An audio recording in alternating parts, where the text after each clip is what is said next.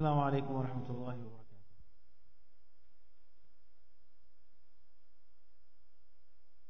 بسم الله الرحمن الرحيم. نحمد ونصلي على رسوله الكريم، أما بعد. رب اشرح لي صدري ويسر لي أمري واحلل عقدة من لساني يفقهوا قولي. سبحانك لا علم لنا إلا ما علمتنا إنك أنت العليم الحكيم. Brothers and sisters, welcome back. 2 weeks ago, for those of us who was here 2 weeks ago. So, since you raised your hand first, what was just in broad terms, what did we talk about?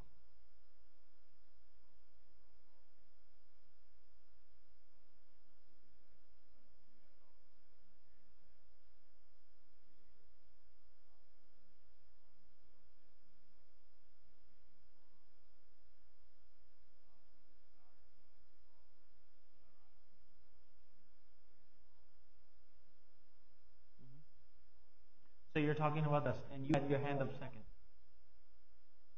He took your point? Okay. 2 weeks ago, our discussion in Sirah, we had a theological discussion, if you recall, which is known as Ismatul Anbiya, the protection of the prophets. And this came under the topic of how the Prophet ﷺ once, as he was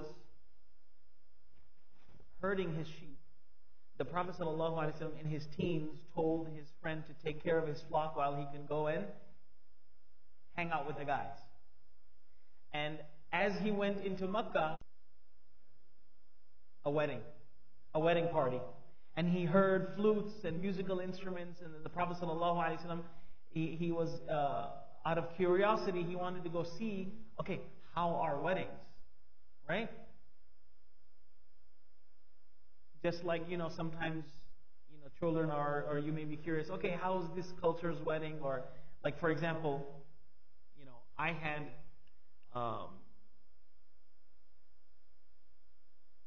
sometimes when you go to a Desi wedding, you see non-Desi people, non-Muslim people, and you're like, oh, how did you like the wedding? It started awfully late, right? It started, and the time that's posted on there, the non-Muslims will be there at that time and waiting for everybody, right, to show up. So curiosity, the Prophet ﷺ, in his teens wanted to see, and then we mentioned how as soon as he sat down, he fell asleep. A second attempt also failed. And under that, I explained the concept of the protection of the prophets. I already shared with you how the Prophet ﷺ, in his own words, mentioned that he never prostrated before another idol. Neither did he ever take an oath on the name of any idol, on people. Wallat, wal Uzza. Like Wallahi, Khudda ki qasam. They would say Lat ki qasam, or whatever. He wouldn't even engage in that. He never did. Neither did he ever consume anything that was sacrificed for an idol. And then there was this instance. There was another incident that involved the construction of the Kaaba, in which the Prophet ﷺ was advised and directed to take off his lower garment.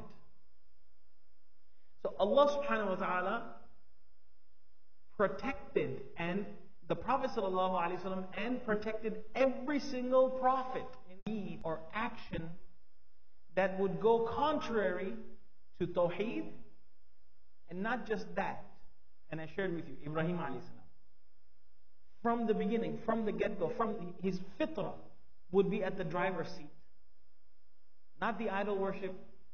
He grew up in a house. Ibrahim alayhi salam's house. What was in his house? My dad's in the car business. And I grew up seeing car batteries in my garage. Car batteries. These parts, that parts. Yeah. These are to use. So Ibrahim alayhi salam's father, he just made idols for a living. So what do you think was in the house? But in spite of growing up in that environment, he was on the fitrah. Likewise with the Prophet ﷺ. In spite of being in 360, the idols, 360 idols, the Prophet ﷺ, in his fitrah, was only inclined towards Allah subhanahu wa ta'ala. So Allah subhanahu wa ta'ala protected the prophets, not just from any issue that would interfere with Tawheed, but even anything that would taint their character. Even anything that would taint his character. So for example, oh, you're Muhammad? Oh, you're saying God is one? Aren't you that? Hey, I remember 20 years ago you were at that party. And we were dancing together. No, not even that.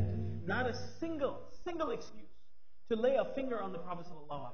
And as we unfold the Sirah, you will see in the very limited reports that we have about the Prophet ﷺ's pre-Nabuwah life, the Prophet ﷺ was a very active civilian of his society. He was a Samaritan. The Prophet ﷺ was a help, him and his wife. They helped the society around them. So I explained about Musa alayhi salam and Ibrahim alayhi salam and Adam alayhi salam, that these were mistakes in judgment and errors. And why were the prophets subject to making mistakes and human error in judgment? What was the reason? Exactly. Divine. So that this is laid clearly that even the prophets are human beings, and they can make the errors that are a natural